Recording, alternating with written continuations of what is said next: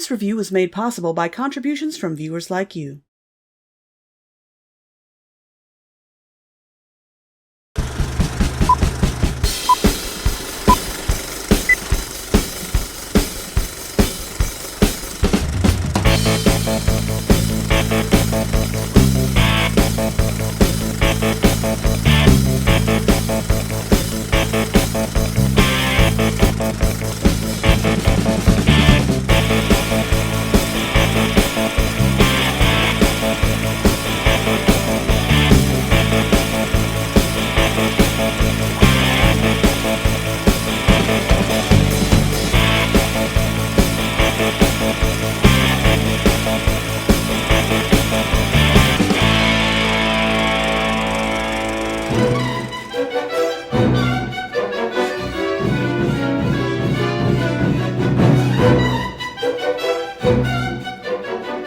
Merry Christmas in July, everybody. It seems like every year we have a new Nutcracker movie to rip on, and oh boy, do we have quite the movie to slog through this year. Let's take a look at The Nutcracker and the Four Realms. The movie begins before the Disney logo even has a chance to finish, as a CGI owl flies into our faces. Uh-oh, we're Harry Pottering. No, we're in Robert Zemeckis' Christmas Carol. We meet our main character, Clara, showing her little brother Fritz a Rube Goldberg machine that she invented, demonstrating a knowledge for mechanical science that a girl her age and of her age wouldn't possibly know. Get ready for facepalming, it's gonna be that kind of movie. There you are, I've been looking all over for you. Look at the state of you. We were trying to catch a mouse with toys and momentum and matches. Matches? It was Clara's idea. Catching mice on Christmas Eve. Using momentum, you're supposed to be working on nuclear fission like a proper girl. We meet their father downstairs, putting the finishing touches on their Christmas tree. What do we think? It's wonderful, Father. With a few adjustments, perhaps? It's not how Mother did it. Need some quick emotional pathos without any effort? Just kill off the mother. Thanks, Disney. Daddy has a few gifts that their late mother prepared for them, and Clara's gift is a little unusual.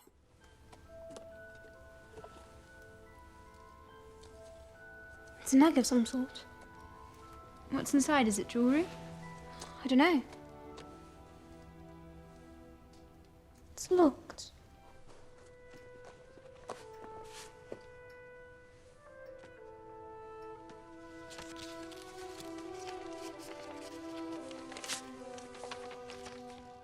Everything you need is inside. Clara.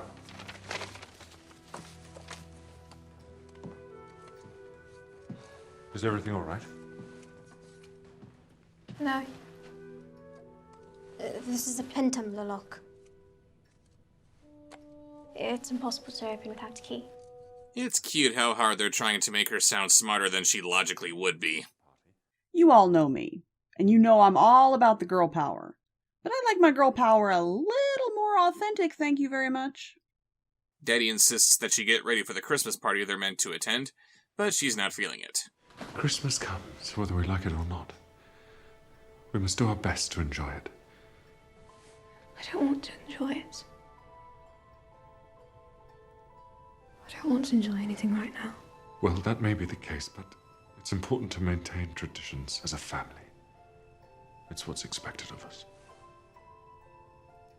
I don't care what's expected. I'm a strong female character. How dare you? You must be gentle with him, Clara. I wish Mother was here. We all do. I have to open this. You'll work it out. You're an extremely clever girl, just like Mother. I don't feel very clever lately. Maybe you should spend a little less time in the attic and a little more time in the real world. Yes, like the kitchen or the sewing room. Hey! The real world just doesn't make sense to me anymore.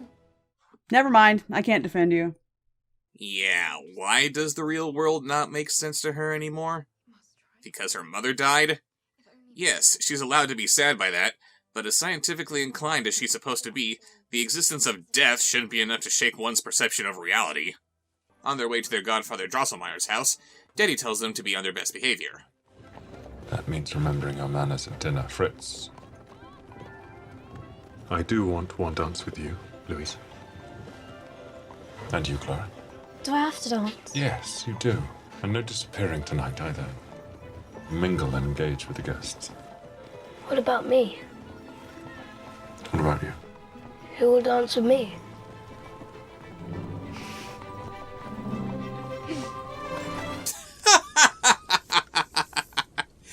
He was expecting to dance with his mother, but he can't because she's dead. Evil bitches!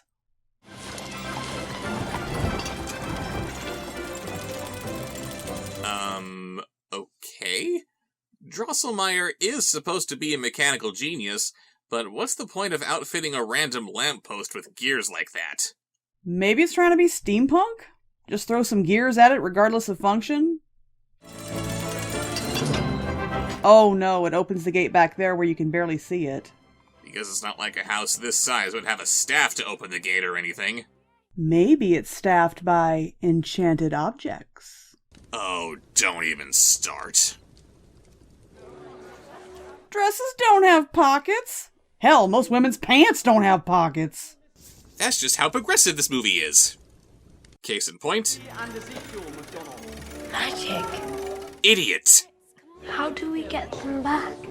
Of course they have to make the boy dumb. Can't make the girls intelligent and competent without making the boys embarrassingly stupid, can we?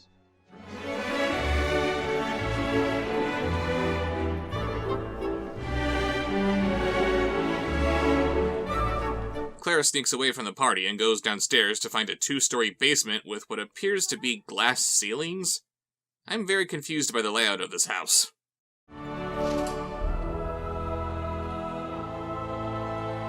Hello. Then in comes Dumbledore to tell her that she's the boy who lived. Child who lived. Girls can be wizards too, you misogynist. Actually, girls can't be wizards. They can only be witches. There's wizards, there's witches, and according to the author, nothing else. Let's move on. We got a whole lot more bullshit to get through. Don't you mean we have a lot more turf to cover? Hello. Have you seen Godfather anywhere? It's interesting that most other versions of the story refer to Drosselmeyer as Uncle, when in the original book, he had the title of Godfather. Considering how this is, like, the only thing that the movie gets right, I'm going to assume it was completely by accident, and they called him Godfather just because he's played by Morgan Freeman. Gotta have God in your name somewhere, I guess. Clara asks for some help opening her egg. Drosselmeyer gives her some pointless backstory about her dead mother before just telling her that, I can't open it, pin tumblers are tricky. Then he shoos her away to join the party. After a brief altercation between Clara and her father, the latter being upset with her for not dancing with him as she was expected to, and the former being indignant for having expectations to meet in the first place. Why, Clara, must you think only about yourself? I could ask the same of you. It's time for Drosselmeyer's favorite part of Christmas, handing out gifts.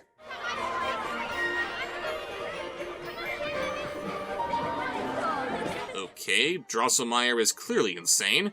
Who the hell distributes presents like this? Actually, people did do string mazes like this. I couldn't find a lot of information about it, but I do know that they've been around since at least 1900. They're fun. Ah. So Clara's the kind of girl who will shun tradition unless it involves prezzies.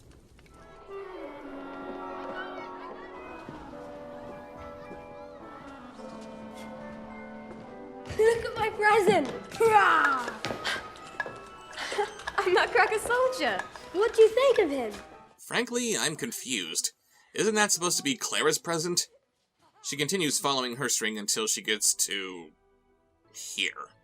So far we've ripped off a little bit of Tim Burton's Alice in Wonderland, now we're going into Narnia. When is this movie going to start ripping off the Nutcracker, aside from rehashing a bit of the ballet here and there? And she's continuing into this world because I guess it makes so much more sense than the real world. Girl power? She eventually reaches the end of the string, not reacting at all to the fact that there's a frickin' forest in her godfather's closet, and it's daytime, and she finds her gift. Clever, Godfather. You really think that Godfather was behind this? Sure. He built the egg. He set up the string maze. He raised her mother. And he built an alternate dimension in his closet? He is God, after all. But the key is swiped by this little mouse, and she gives chase, eventually running into this guy who was frozen today. A Nutcracker soldier. No. That's just a guy. There is nothing about him that says Nutcracker soldier. She has to cross this bridge to follow the mouse, but the Nutcracker comes to life and stops her. Who goes there? It's just me. State your purpose, just me. No, my name is Clara, and I must cross this bridge. Impossible. Nobody crosses the bridge to the 4th realm without a direct order from the regents. 4th realm. Where am I? What, now she notices that she's not in her godfather's house? That is the 4th realm, which is currently at war with the other 3 realms. War? That is correct, Miss Clara, just me. No, my name isn't Clara, just me. It's Starbomb. Oh my god, what chosen one child are you? Forgive me, Your Majesty. I didn't recognize you, Princess Clara. Princess? Captain Philip Hoffman, at your service, Your Majesty. Apparently she's the daughter of Queen Marie Stahlbaum, and she immediately uses her princessy privilege to order the Nutcracker to let her pass. Is that an order, Princess Clara? Yes. I suppose it is.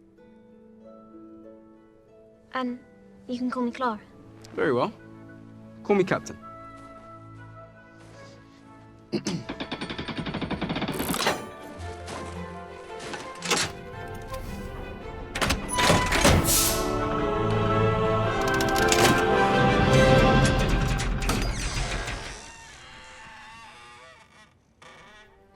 And that's her reaction to this?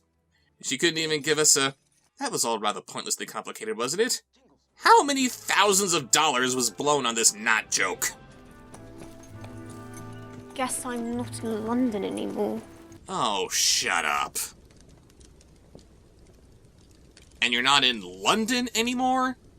Looking at that gingerbread Kremlin from before, I thought this was supposed to be taking place in Russia.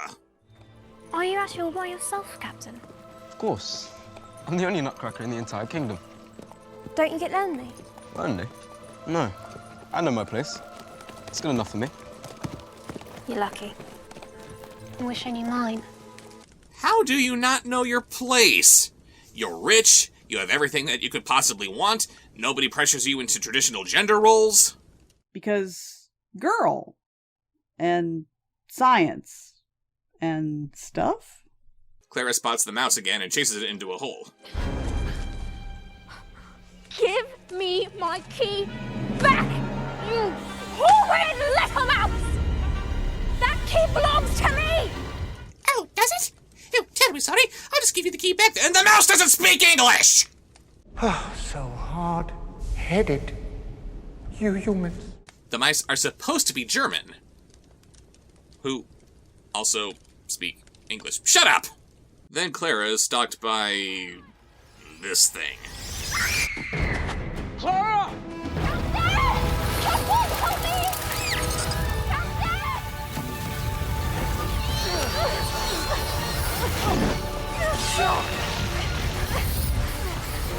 Run! What is that thing? It's the Mouse King. Don't look back, just keep running. This movie is very confused about what it thinks we'd find believable or unbelievable. Is it really so difficult to accept the concept of a 6-foot anthropomorphic rat king like what we see in the ballet? They escape to... again with the Russian imagery. Why the Russian imagery if we're not in Russia? I already made the observation in my last review how Americans just automatically equate English accents with any country outside of America. I think we'd just as easily accept a Russia full of Englishmen instead of relocating the story to England for no reason. Halt! I need to get to the palace. I'm sure you do, sunshine. But we have procedures around here. Protocols. I'm Captain Philip Hoffman, and I demand you let us through. Ooh, demand is it now? Demand. Oh, Captain Hoffman of the famous Hoffmans, is it? Wait a minute. Captain said that he was the only Nutcracker, right? So then what's up with these guys who are clearly made up to look like traditional Nutcrackers? And for that matter, why didn't Clara have any questions for Captain when he introduced himself as a Nutcracker? Very scientific mind, Clara. Would it help if I told you that her name was Clara Stahlbaum, daughter of Marie Stahlbaum? I doubt it. If they're acting like this towards one of their own captains, I don't think the name Clara Stahlbaum would hold any water. But then again, logic is something that this movie waved bye-bye to a long time ago, and they let her in with no fuss whatsoever. She meets a couple of embarrassing stereotypes who are apparently the regents of the realms of flowers, snowflakes, and sweets. How is our queen, dear Marie? My mother? We miss her so. Keira Knightley, ladies and gentlemen. Pirates of the Caribbean was so long ago. They ask her if she's come to take her rightful place as queen, which, again, raises no questions for this budding scientist, i.e., when the hell was my mother a queen of some fantasy world? I have to get back to Drosselmeyer's party.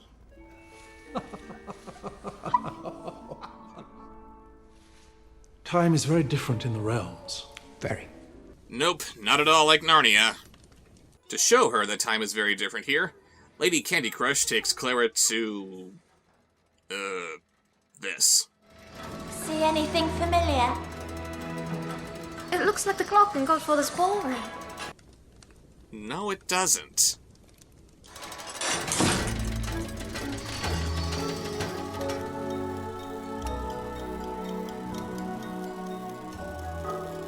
I'm back. Everything seems to be going so slowly. How is this possible? Your world moves much more slowly than our world. Uh-huh. That's all the explanation that we're given for what the frig is going on, and that's good enough for Clara, I guess. He looks... lost. Everything looks different from the realms. He looks exactly the same! You're not a very observant scientist, Clara. They prepare for a pageant in Clara's honor, because everything's all about her, isn't it?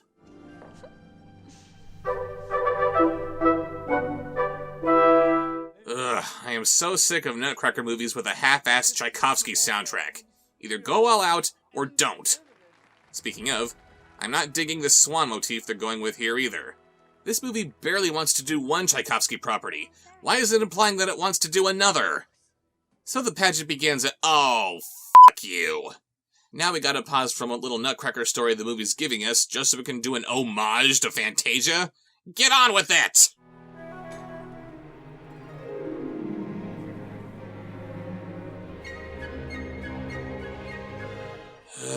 They're not even incorporating the ballet into the movie. They're just having our characters watch a ballet. If the movie honestly thinks that the audience is going to be entertained by this, why not just show the actual ballet on film? Phantom of the Opera, Love Never Dies, Cats, Into the Woods, Hamilton. Just take the ballet, put some cameras in front of it, and that will be fine. The ballet tells the story of the four realms.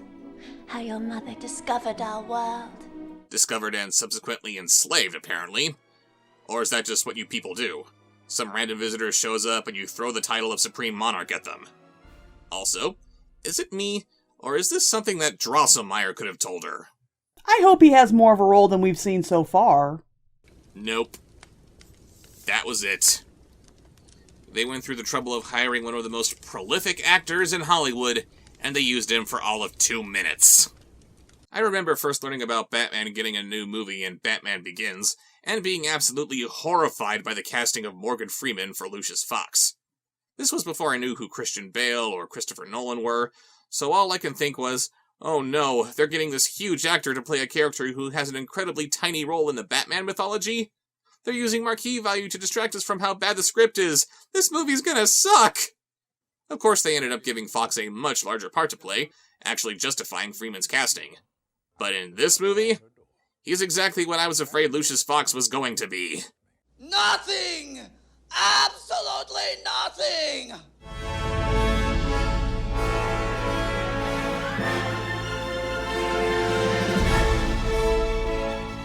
Well, enough of that. Let's go home to Kansas. Can't we just go back to, the Nutcracker? They can't come back! They don't know how it works! Goodbye, folks! And then back to the ballet, I guess. Where the hell are we? I think her being in these places as the ballet shows them is supposed to imply that she's so engrossed by the performance that she feels like she's there. But then this is supposed to be the story of how her mother found the realms. Why isn't she here? Or are we supposed to assume that this ballerina is playing her mother? I'm not seeing much of a resemblance. Why is the Mouse King being represented by some guy in a mouse costume instead of the gaggle of mice that she saw earlier? I can almost see what they're trying to do, but it's very confused. Since the pageant explained absolutely nothing, Sugar Rush here further explains that everyone in these realms were once lifeless toys, even the flowers and snowflakes, I guess. And now they're at war with some giant mechanical clown lady called Mother Ginger, who wants to take over the realms for no reason. Then your mother arrived and changed everything. She gave us life. How? With this. With the engine. This is my mother's invention. No, it isn't. I don't care who she is, I don't care how clever a girl she was, she didn't invent a laser gun that can bring toys to life. They need to use this thing to raise an army against the gathering forces of Mother Ginger, and it just so happens that the key that they need to run it is the same key that Clara needs to open her egg. How convenient. Clara volunteers to go into the fourth realm to look for the key. Captain tries to dissuade her, but her mind's made up, and we don't even see whether Captain is at her side because of his own desire to protect her, or if Clara commands him to go with her, or if Sugarplum commands him to go with her, or whatever. You'd think someone as heroic as the Nutcracker is supposed to be would volunteer to help her, but nah, just toss him in there without any explanation as to why he would be there after already saying no. That works. And it goes without saying that Clara's leading the platoon of Nutcrackers without any military experience whatsoever. At least Alice in Wonderland had the excuse that everyone in Wonderland is completely bonkers, so it makes sense that they would do something as nonsensical as throw Alice into the front lines. Why not have Captain leading the charge while Clara simply rides with him? Clara stupidly walks into this creepy amusement park that you'd think would give the trained military personnel reason to hold back, but they have no choice but to back her up, lest they lose their beloved princess that they got 5 minutes ago. Then the mice somehow start picking them off one by one. Gather at the carousel!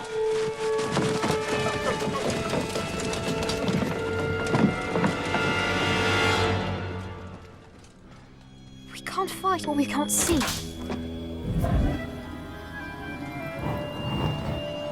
Oh my god, that's brilliant! Only a vagina could think of that! The mice dispose of the entire platoon, how embarrassing, and Clara is picked off by Mother Ginger herself. She tosses Clara under her circus tent of a skirt, where holy crap, what is going on?!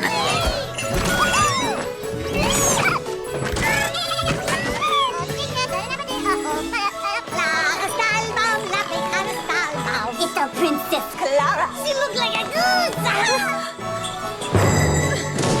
What a clumsy thing she is. Look out! But hey, on the plus side, this nightmare fuel finally gets an actual emotion out of our lead. She's probably in shock from being shoved up Mother Ginger's twat. And those are the weirdest crabs I've ever seen. Clara meets the real Mother Ginger, face to cracked face, acting every bit as creepy as you'd expect someone piloting this monstrosity. She makes off with the key, and she and Captain escape. How did Captain survive, you might be wondering? Shut up, it's none of your business. Now that they have a moment to breathe, Clara can finally open her egg.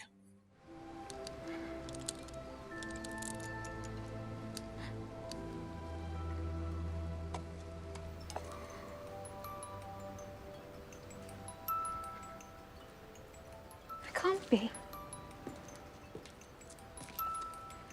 No.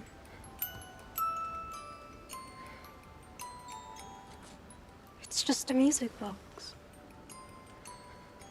But my mother told me everything you need is inside. There's nothing here. I thought that it would at least give me a plan for how to take over England. If I can't conquer the world with my girl power, then what good is it? She starts to go home because she still feels lost, whatever that means, but Captain has to give her a heartfelt pep talk to get her to stay. When you told me you were going into the fourth realm, I knew I'd go with you. And it wasn't because you're Marie's daughter, but because you have the same look of confidence and determination. Oh yes, I'm so confident and determined. Can't you see how confident and determined I am? You just led a regiment of men into the fourth realm, and took back this key from Mother Ginger. And in doing so, the entire regiment is now dead. Apparently you don't care at all about getting it back to Candyland to make your army of deathbots, but you got the key, so mission accomplished. Again, everyone's dead, but technically, mission accomplished. Hooray for you! You're not lost, Clara Starbaum. Your place is here. No! Let her go! Maybe then the movie can finally be about you, the title character! They get the key to Lady Candy Crush, and she proceeds to build her army. Wonderful! Bring me the tin soldiers. You can't use tin soldiers. Well, of course I can. Don't be silly. You have no idea how they'll behave. They're completely hollow. So's everyone else! Everyone in this kingdom is a toy, aren't they? They'll behave exactly as I tell them to.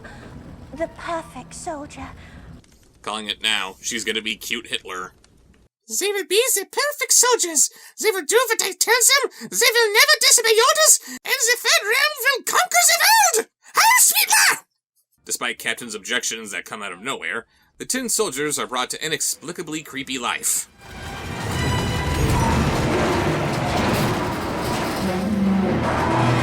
Hello, boys.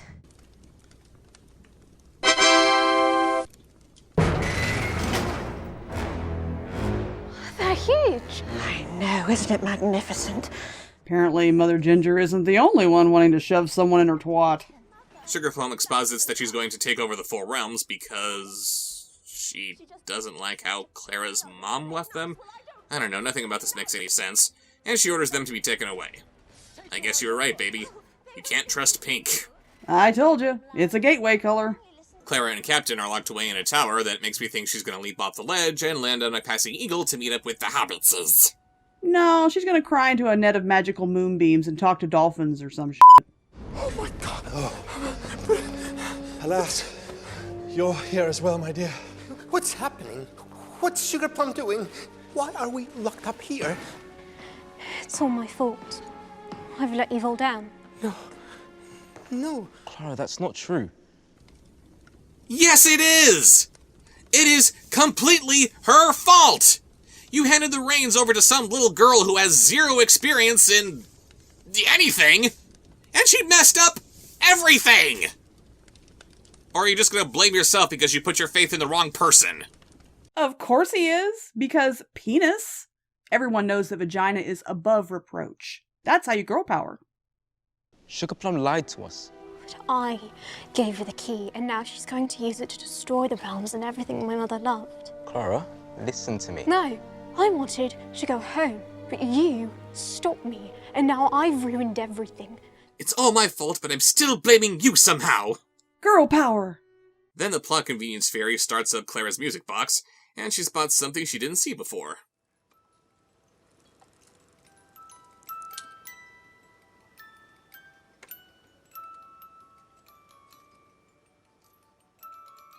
Everything you need is inside. Ugh. Believing in yourself is a powerful thing, but everything you need is inside? She wouldn't even be here if she wasn't so gung-ho about how she's the daughter of the queen. She knows everything by birthright. She has all the answers, and it must be true because everyone in the kingdom was saying the same damn thing. As has been demonstrated, believing in yourself doesn't mean much if you don't know anything about where you are or what you're doing. You can do anything you set your mind to, but you still need to put in the hard work to do it, and this girl has done nothing to achieve it. You constantly need to better yourself, and unfortunately, you're going to have to rely on other people helping you to do that. Nope. Everything a girl needs is a mirror. Of course. All that I need is me! Now that Clara's regained her muchness after having lost it for about 5 minutes, she comes up with a plan to escape. My dear, that doesn't look very secure. You can't. It's not gonna work. It's just the laws of physics. Do those laws always work? Always. As far as I know. You're absolutely sure of that, despite the real world not making any sense to you.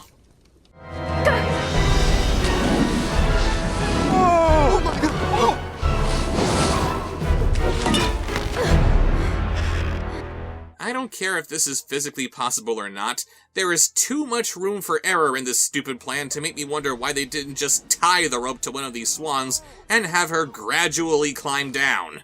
Still better than what I thought was going to happen. Back it up.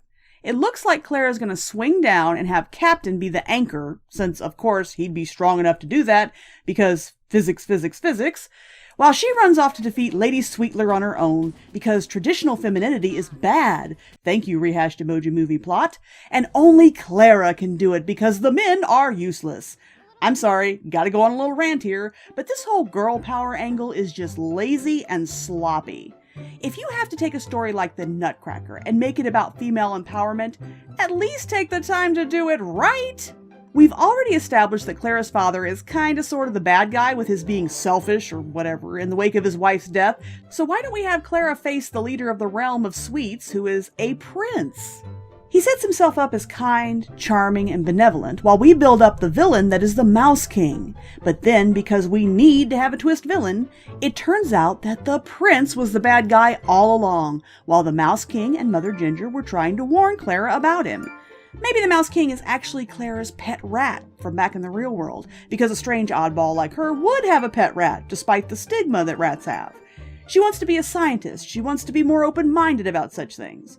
Also, fighting alongside her are a couple of capable male secondary characters instead of an impotent flowery stereotype and a literal snowflake, because you shouldn't have to build up women at the denigration of men. We don't need another movie where every man is evil or stupid, right? Exactly. And hey, you really want to push girl power? Why not have the Nutcracker be a girl? If we're establishing Clara as being scientifically inclined, she's not just going to toss on a uniform and magically transform into a powerful military presence. Why not have someone on her side who's actually spent some time in the whimsical trenches or something? Women can be anything, but no woman can be everything. Everything you need is inside. Bullshit! They need to get to the engine room to stop the soldiers, with no explanation of what they need to do to stop them. Then they follow this mouse who takes them out to the cliffs under the castle. Considering how this is the same mouse who stole the key from Clara in the first place, and he does nothing to suggest that they need to reach the engine room by climbing through these giant water wheels, I'm pretty sure the mouse was just trying to lead Clara to her death. But yeah, she somehow gets the idea to get to the engine room through these wheels, but instead of doing so with the aid of her steadfast, not tin soldier, she tells him to go get Mother Ginger, increasing her chances of falling to her death. Like so. What are you doing? I told you to get Mother Ginger! Thank you, Captain.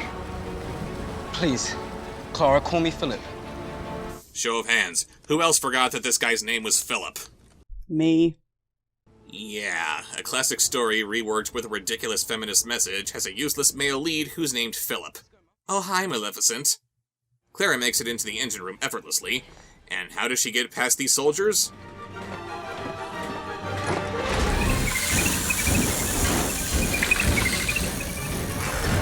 The easily distracted, perfect soldiers, ladies and gentlemen. She couldn't just wind up a bunch of toy mice and have them trip the soldiers or anything. But they spot her, and of course she can hold her own in a fight. Well, yeah, girl power. Vagina means, you know, martial arts.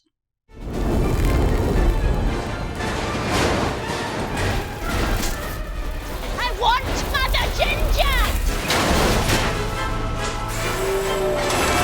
Oh, don't even start, soundtrack. You've been avoiding the ballet at every opportunity that you could, and now you're trying to turn it into an action piece? It was funny when the Joker was playing it to taunt Batman and Robin during his little Christmas special. Look out!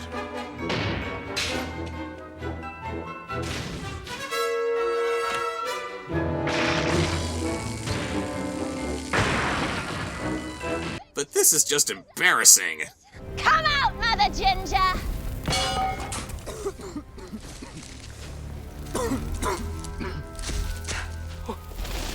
The Nutcracker! Were you expecting someone else?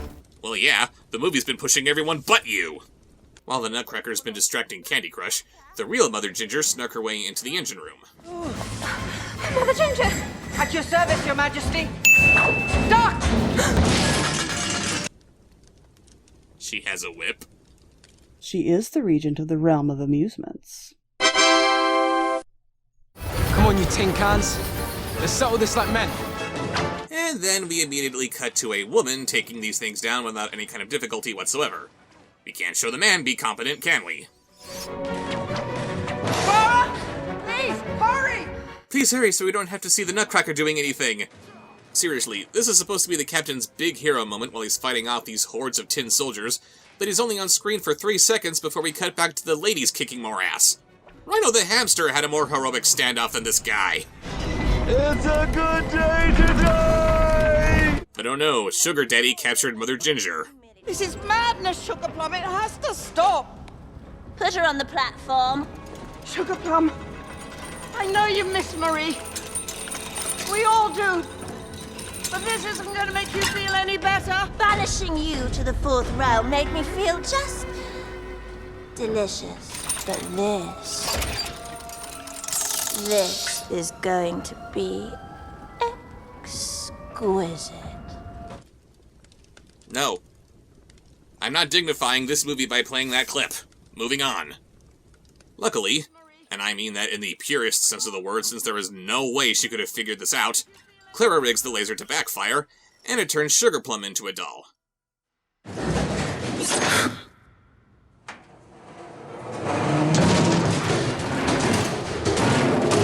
You know, we joke about the battle droids from Episode 1 suddenly not working because of the control ship blowing up.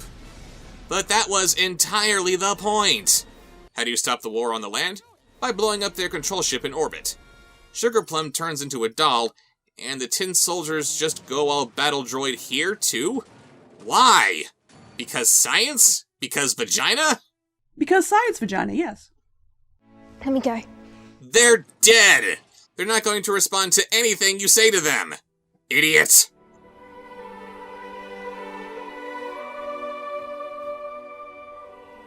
Clara, it's over. We are saved. Peace is restored. The realms are reunited. Yeah, and who's running the realm of sweets in Sugar Plum's absence? Who cares? United.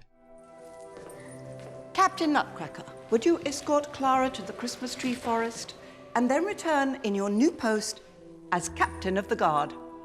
Wow! They promoted Captain to Captain! Speaking of promotions, Clara is now every bit the elegantly dressed queen that her mother was. Because she needed to use her knowledge of science to fight girliness, just so she could then embrace girliness. I guess it's true. You either die a hero, or live long enough to see yourself become the villain. Oh no, she had to embrace her girliness on her terms.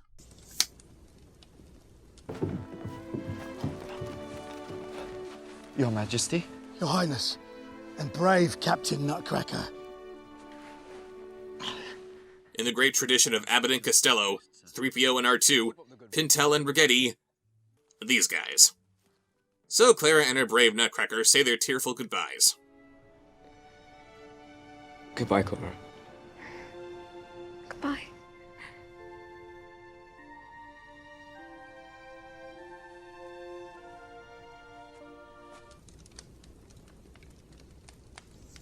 Goodbye, Nutcracker.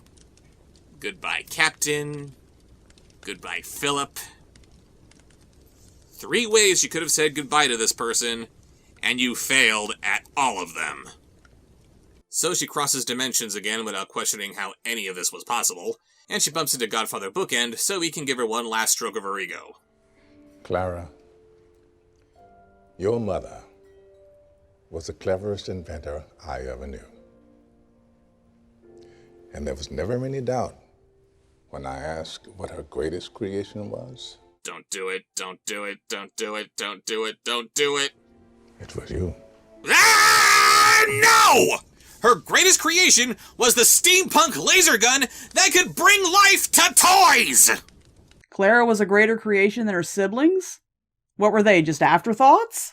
Apparently. And lest we forget, Clara is the middle child. The middle child is her mother's greatest creation? This is a fantasy. Oh, I made myself sad. Then she makes up with her father because I guess that was the entire point of going on this journey. Father, I'm so sorry. Aw, isn't that sweet? All it took was the destruction of an entire kingdom for her to learn that sometimes people have feelings even if they aren't showing them. I don't want to miss one more minute with you, or Louise, or friends. Oh yeah, them. So she and her father had the dance they were supposed to have. Louise and Fritz joined them on their own, since Clara made no effort to be with them herself, and Drosselmeyer looks out the window, longing for the role that might have been. Hey, can I be in the movie again? It sounded like a really neat prospect. So that was the Nutcracker and the Four Realms, and good lord did this hurt. This isn't a movie, it's a string of cliches holding hands. Our heroine's the merriest of Sues. Morgan Freeman was a complete waste. The Nutcracker himself was a non-entity in his own movie. The story doesn't make any sense at all. The tacked-on moral about family or whatever had nothing to do with what built up to it. The inclusion of the Tchaikovsky ballet felt like a chore, and the feminism was haphazardly tossed in there just for the social brownie points. This isn't quite the Nutcracker, the untold story levels of what were they thinking, but it's up there. On the plus side, it's certainly making the nuttiest Nutcracker look more tolerable. See you later.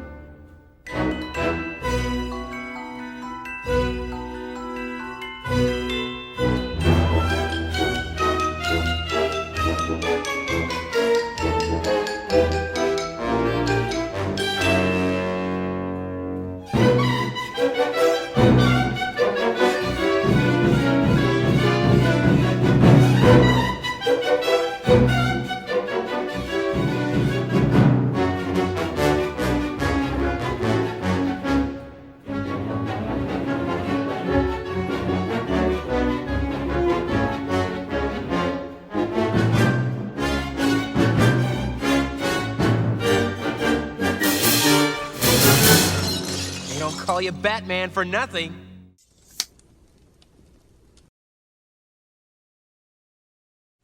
Hey guys, we are here to answer the question of the review that was left on my review for The Adventures of Pinocchio, and it was just amazing how many responses we got to this one. What was our most answered one yet? Indeed. Yet. And what was that question, sweetheart? That question was, what character, movie, or TV show haunted your childhood and why? Does it still bother you now that you're older? We had 230 responses, and the general consensus was that Pinocchio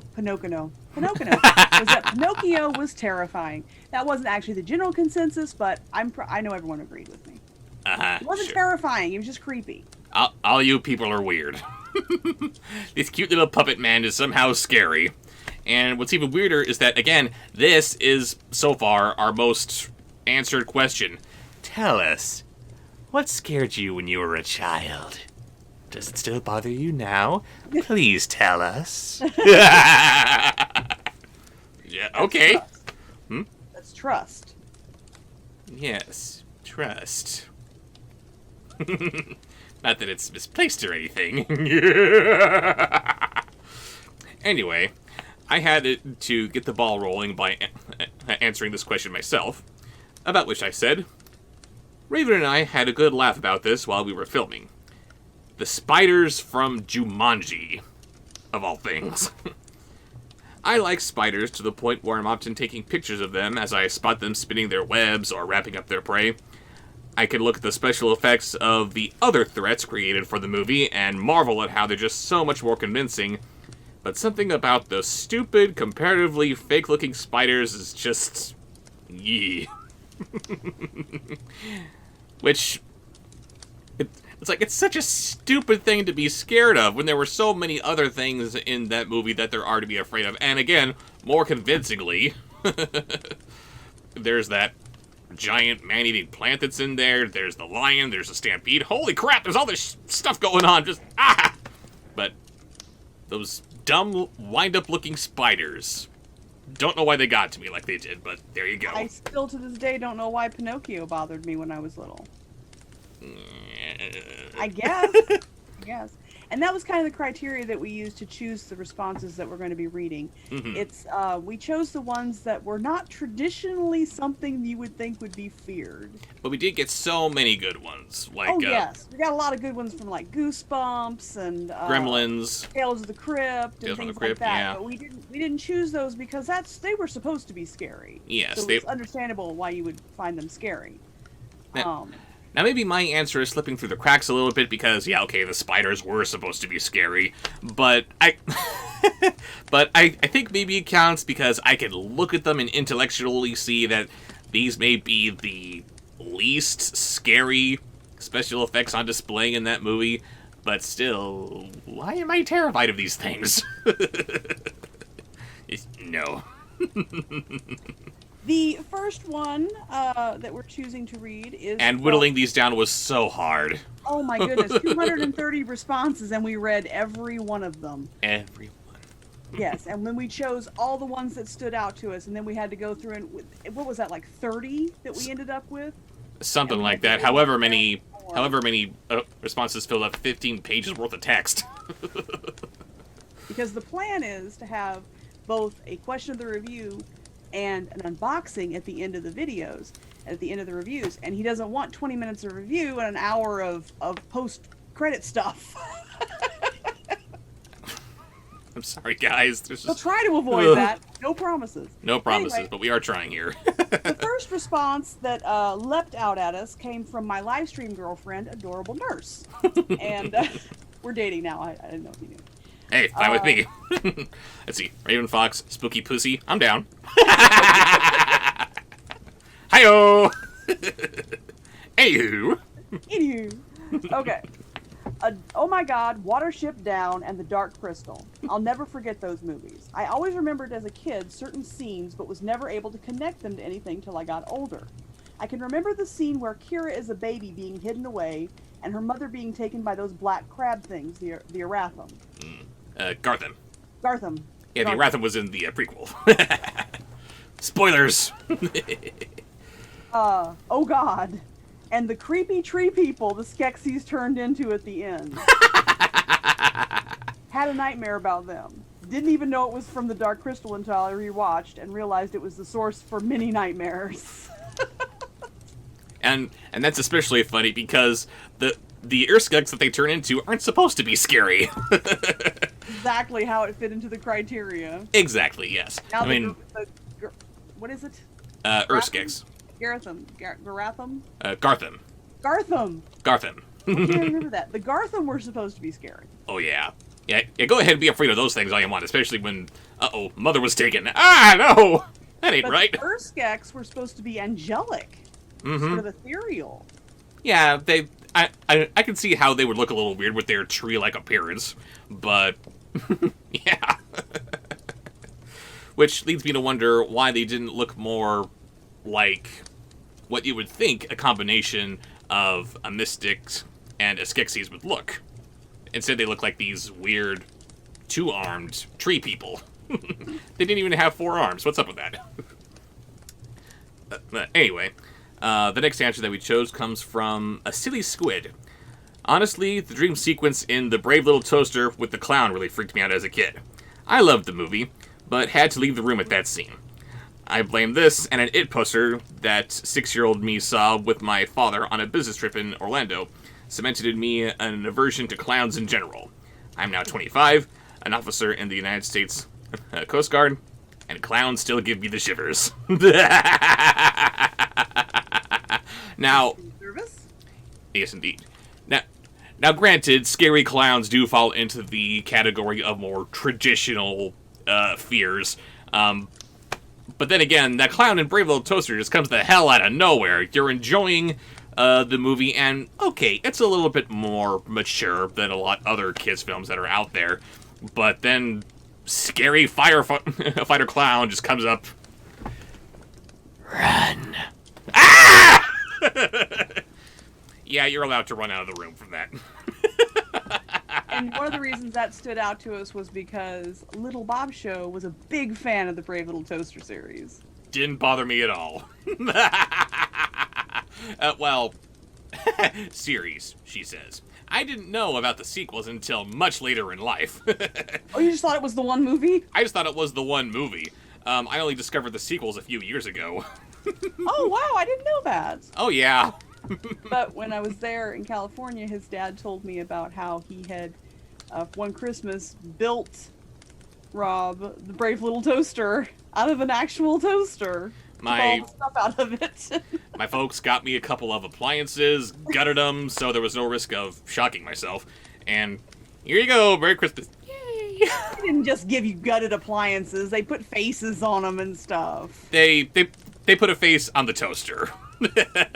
I got just a regular desk radio as it was, since, you know, the radio didn't have a face for some reason. I have a confession. I've never seen the movie.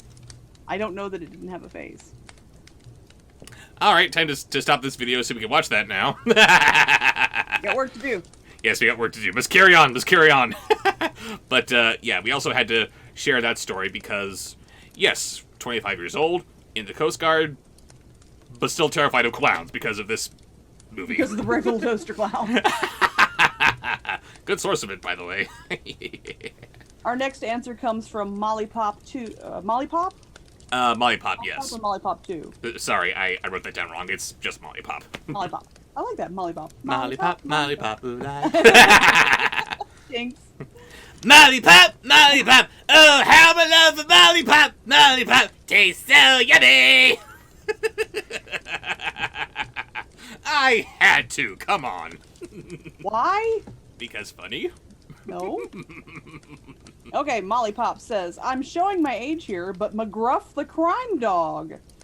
Something about him just made me utterly lose my mind in terror. It was the The trench problem coat, wasn't here it? is there was a massive billboard of that effing dog across the street from my elementary school.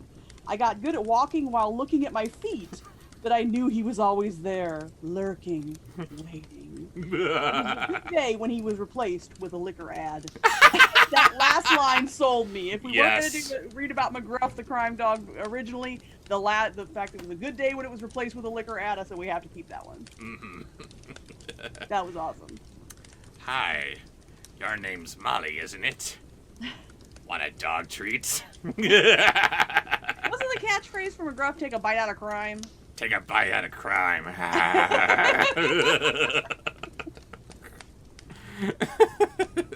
Again, it was the trench coat, I'm sure. No.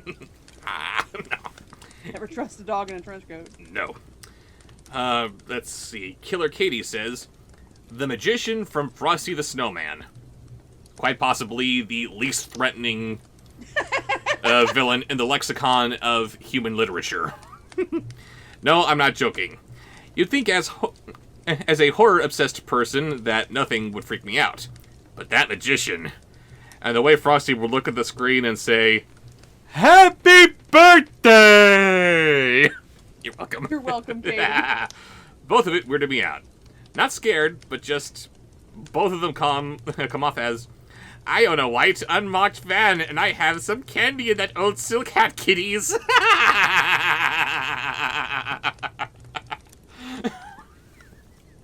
Creepers be creeping.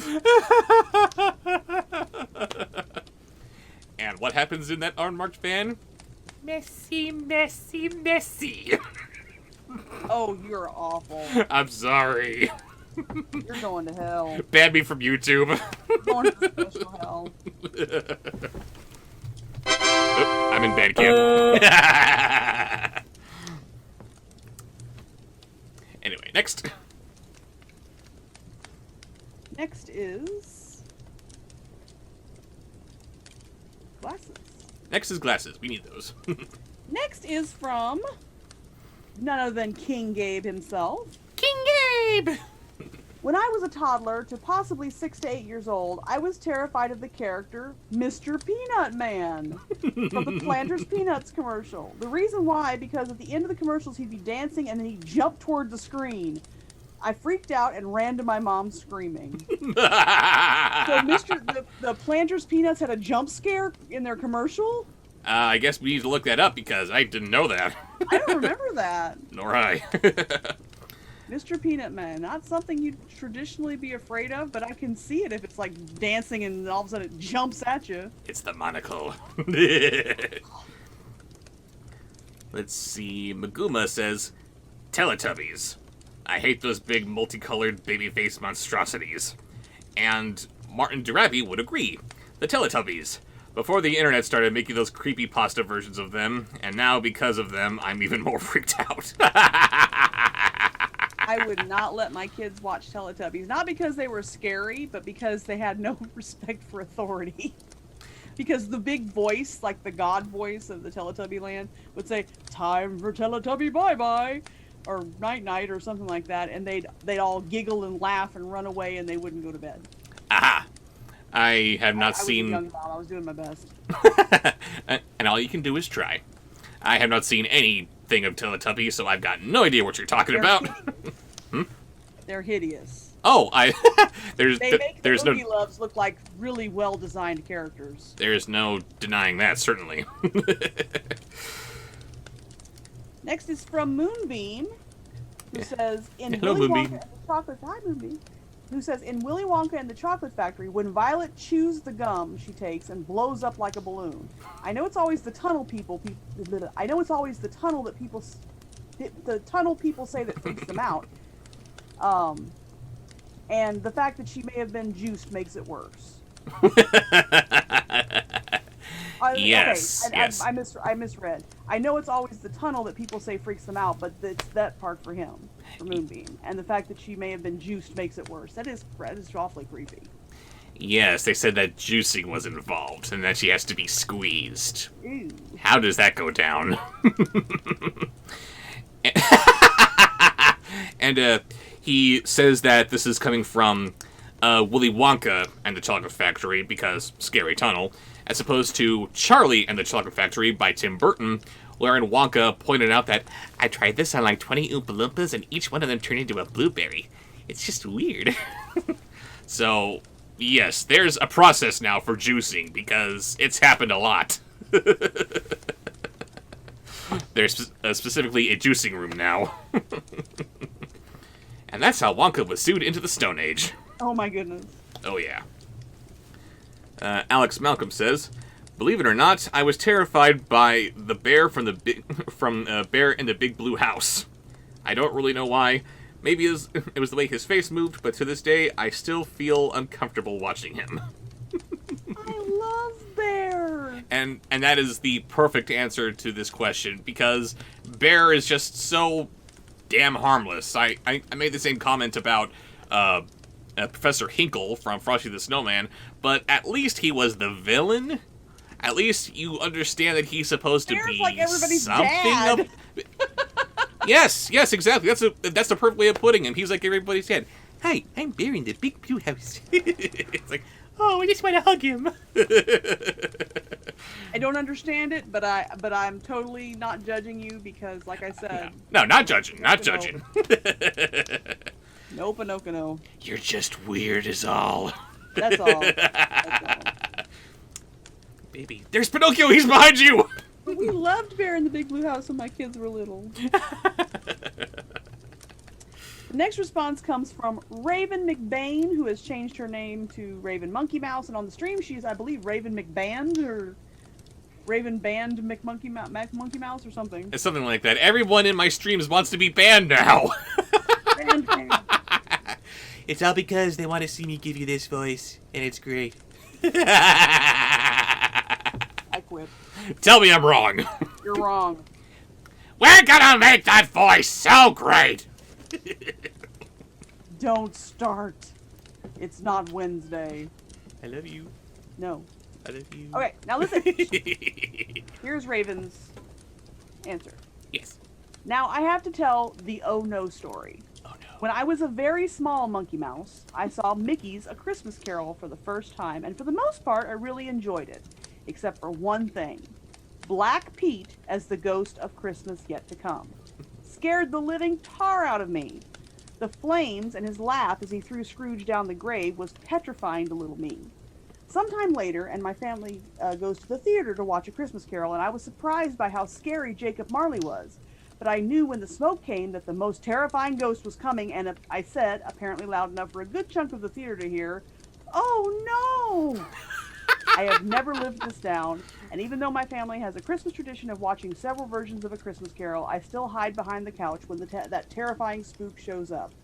The fact that in the fact that in other versions he is this silent, ominous figure is part of what makes it so scary. Black Pete showcased what the other ones hint at. This dark and lonely turn is Scrooge's punishment. The whole thing is creepy with people reveling in Scrooge's death. It scares me, and I still expect the quiet spook to throw back his head, throw back his hood, and start laughing.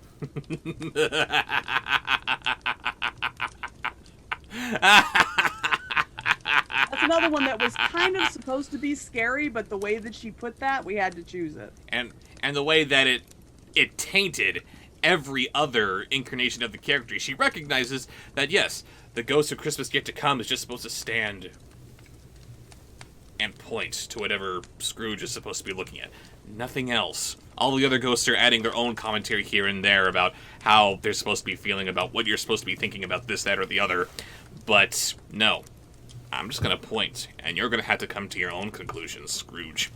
But Pete, he reveals what he actually is. He throws Scrooge into his coffin, which erupts into flames, and he just erupts into laughter.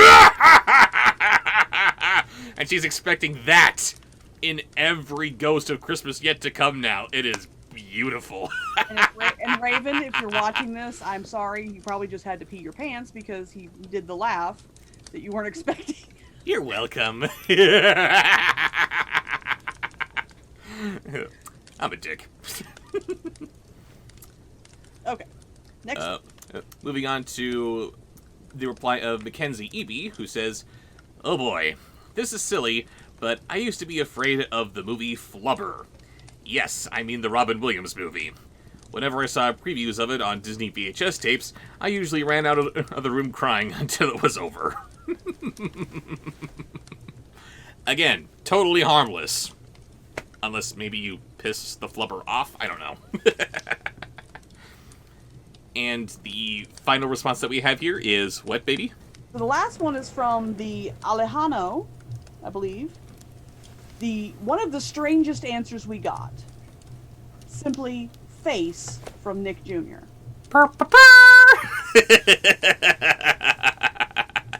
No explanation, which is usually a game change, a kill that we don't choose that, but just face from Nick Jr.? Really? I Again, need to know why. And not judging, but really? Yeah, I know why. But yes, because I'm so well organized here, we needed to read off some of the other honorable mentions that came to us from, let's see, Meme Fist, Charles Stanford, and Albatross Flight all agreed that E.T. was terrifying. E.T.? Mm-hmm. Not something you traditionally think of as scary. Nope. E.T. phone home. Ouch. I love E.T. Everyone loves E.T. except not those three people. Not these people. And there was a resounding vote. Now, a lot of people agreed with me that Pinocchio was scary. Yes, while it was agreed upon that Pinocchio was scarier than I gave him credit for, apparently. Denny, it's not Kimbrel? marionettes and puppets in general. I don't. No, just Pinocchio. I'm a fan of puppets and marionettes. You love Jim Henson. Yeah, oh God, yeah. But something about Pinocchio. Even Disney. I don't want to watch it. It's something about it. It's like, no, I don't want to watch it. I can't make myself watch it. Well, I did make myself watch this one. And I have informed Bob Show that if he reviews the sequel to that crap show, I am not helping. No, I will quit. No, don't quit. But yeah, a lot of people were agreeing with Raven that Pinocchio was off-putting, if not quite scary.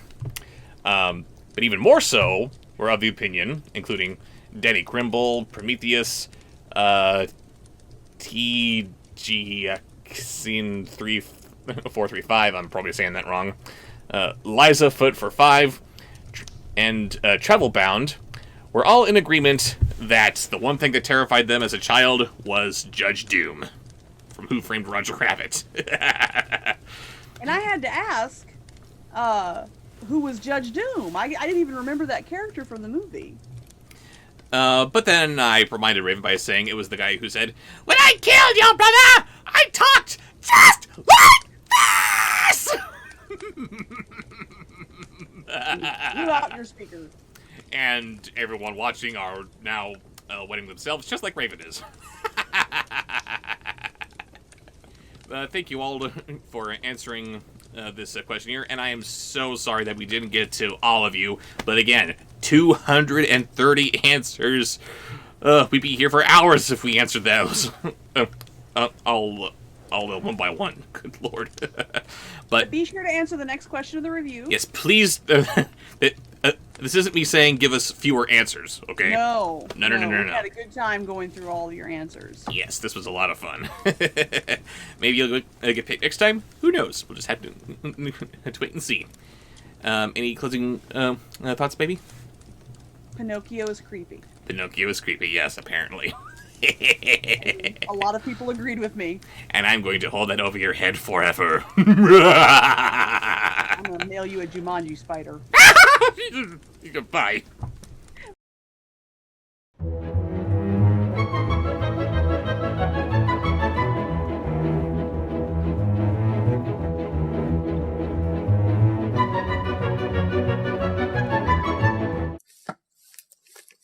We just got a letter. Wonder who it's from. This comes to us from Anthony Watson of Cherokee Village, Arkansas. Let's see what we got. 2 fans from Arkansas in one unboxing session. Really? With a very, very tight envelope here. Nothing's getting out of this. Let's see.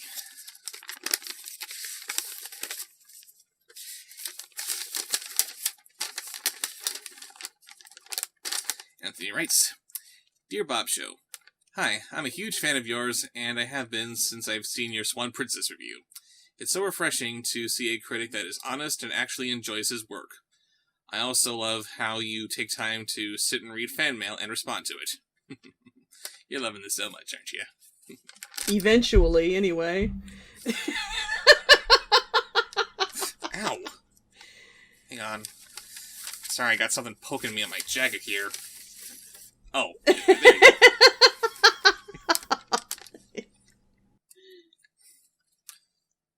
It's also refreshing that you don't use too many skits in your videos. That trope is getting old in other critic reviews. I love say nothing. I love how he doesn't say who. Yes, this is just a mystery. Skits? Reviews? Really? You and Raven have great chemistry together. How is she doing? Aw, I'm good, thank you. I was going to say, I can't speak for her. How do you feel, Raven? I'm always good when I have my Bob Show. And how do you feel about your father? What? I'm playing psychiatrist here, leave me alone. Okay. What made you decide to become a YouTube critic anyway? Can you review the Willy Wonka movie with Johnny Depp? Oh, wow, this is so outdated. I'm sorry, this is late. Also, can you review any Tim Curry movie? He is my favorite actor. I like him too. Yes, which is... He's been in some real garbage, but he's awesome. Which is why it hurts to review some of the stuff that he's been in. Actually, if he reaches his Patreon goal, he will be reviewing a Tim Curry movie in style. But that's a discussion for another time. Oh, is it? You posted it as your goal. It's not a big secret. Yeah, Rocky Horror Picture Show done as drag show. I need to make a video announcement about that, actually. Yes, you do. Yeah. Please help him get there. I want to see it. It's going to be amazing. Yes, you could even say that Raven is filled with anticipation.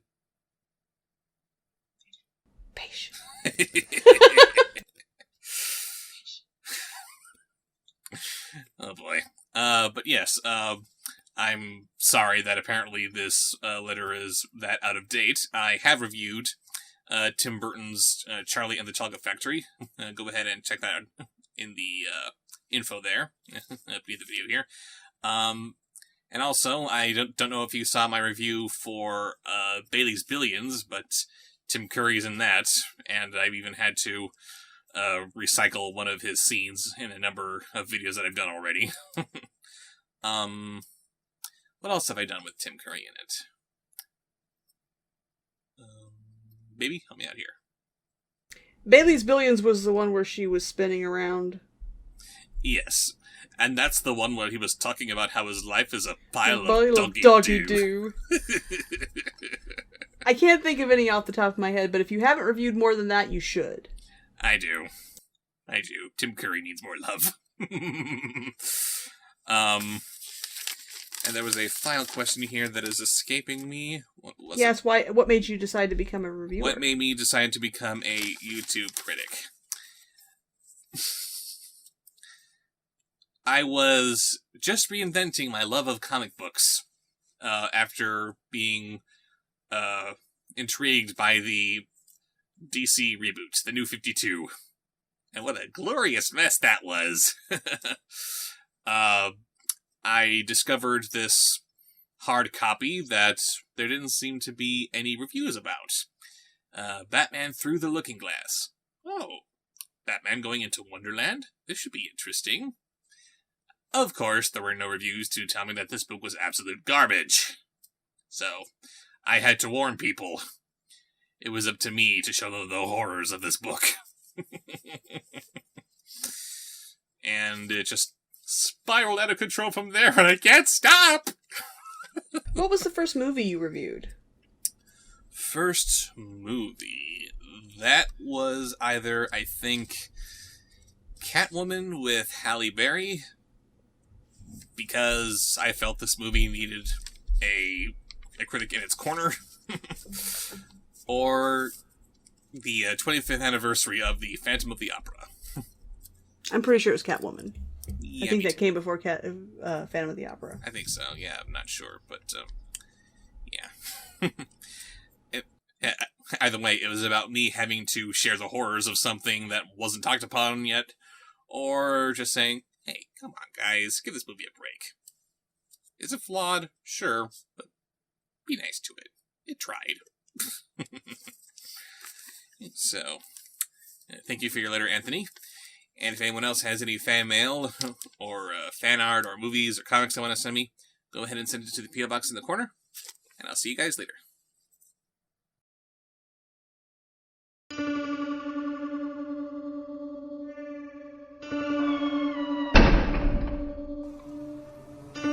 Subscribe.